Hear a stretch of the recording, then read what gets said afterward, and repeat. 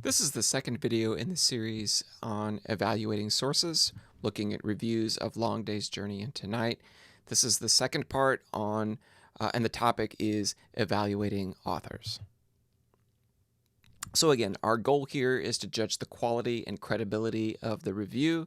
We're looking for high quality, credibility, something that will play with an academic audience.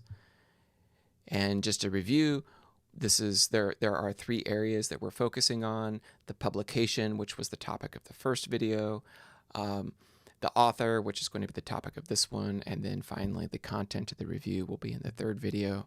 But we're looking at the author this time, the person who wrote the review. So how do you determine the credibility and reliability of the author? First, you look for clues about the author in the article. What does the writer reveal about him or herself? Oftentimes there are subtle little details in there that give us some insight into their experience, their knowledge. So look for those clues. And then investigate the author's background. Go outside of the review. You just get on Google and Google the name of the reviewer and see what you can find.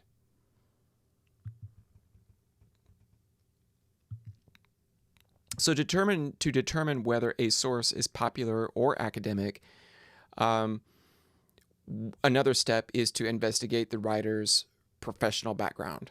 So what are his or her degrees or credentials? What else have they written? Where else have they been published?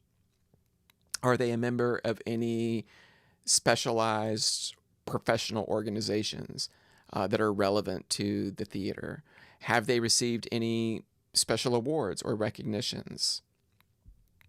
You don't need to tell the reviewer's entire life story or list every single accomplishment. It doesn't matter what city they were born in, or where they graduated high school, or whether they won a state football championship.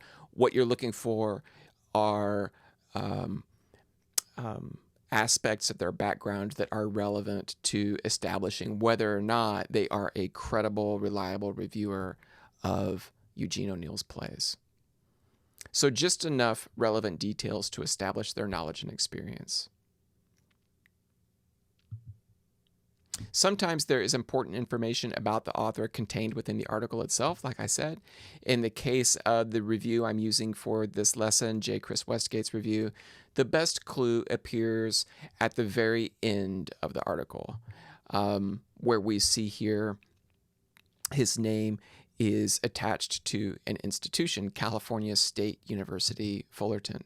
This is very, very common with academic journals. For a writer's name to be listed along with the institution where they work. Sometimes it's at the end of the article, sometimes it's at the beginning, but this is very common in academic sources. This will also give me a clue about how to find out more information about this individual.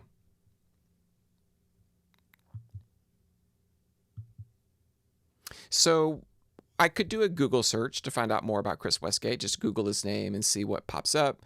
There's a lot of risk involved in this, though, because there might be lots of Chris Westgates out in the world. There may be Chris Westgate, the football player, Chris Westgate, the fighter pilot.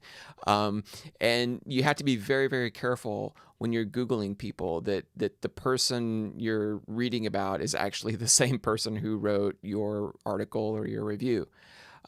So in the case of Chris Westgate, knowing that he is affiliated with California State University Fullerton certainly helps me to find out more information about the right Chris Westgate, and not a Chris Westgate who died in 1924. So I went to the California State University Fullerton webpage, and sure enough, he's got a webpage there. He's a professor, I see, from the webpage. There is a biography. These can be useful, but again, don't let yourself get distracted with irrelevant details in these biographies. You only want information that is going to help you establish their credibility or reliability. Just eliminate everything else. Obviously, any degrees other certifications that a writer has could be important for evaluating a source. So make a note of those. And in this particular case, he lists some of his areas of expertise. So I learned from reading this paragraph about his research interests that he focuses on modern drama and theater history. And if I wanted to ask him any questions myself, I could always give him a call or send him an email. See if he'd respond. He might. So with the information that I just learned here, just looking at this one web page, I feel pretty comfortable making claims about his credibility as a theater reviewer. He is certainly qualified. He has a lot of experience. It looks like at least 15 or 20 years of experience studying theater and reviewing plays. He does not identify himself as a Eugene O'Neill scholar, however, which is interesting. But again, if I decided to use this information in my assessment, in my paper, I would have to add it to my works cited page. And I would cite this as a web page on the California State University website. So here's my works cited entry for it. You see the title of the page is J. Chris Westgate. I don't know that he wrote all of this, so I'm just listing it as the title of the page is J. Chris Westgate with no author attached to it. The website is California State University Fullerton, italicized because it's the container for the web page. The publication year, 2022, the URL, and then my access date. And again, if you want to see how to do this, you can go to the online writing lab under electronic sources, and a page on a website is what you would want to look at.